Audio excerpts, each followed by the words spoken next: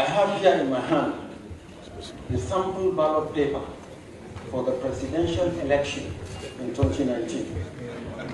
It's a sample and a specimen. The security features are not here. The color will change. In any case, we'll also produce this for voter education and publicity.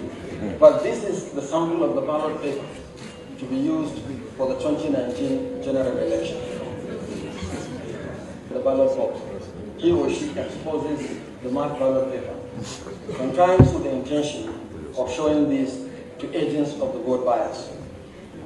But in 2019, the ballot papers will be given rolled up to the voters. How is the ballot paper going to be rolled up? We are going to start from the top, and it's going to be rolled up like this.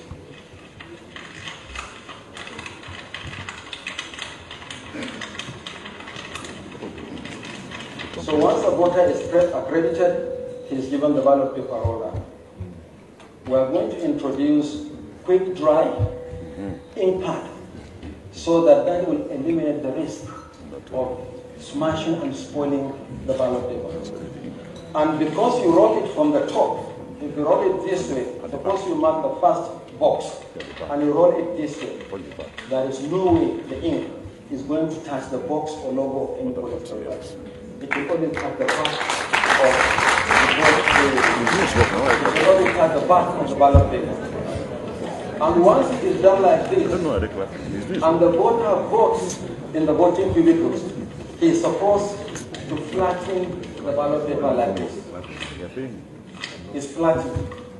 And by the time the voter emerges from the voting cubicle, he will emerge with something like this that nobody will know which part of it shall be.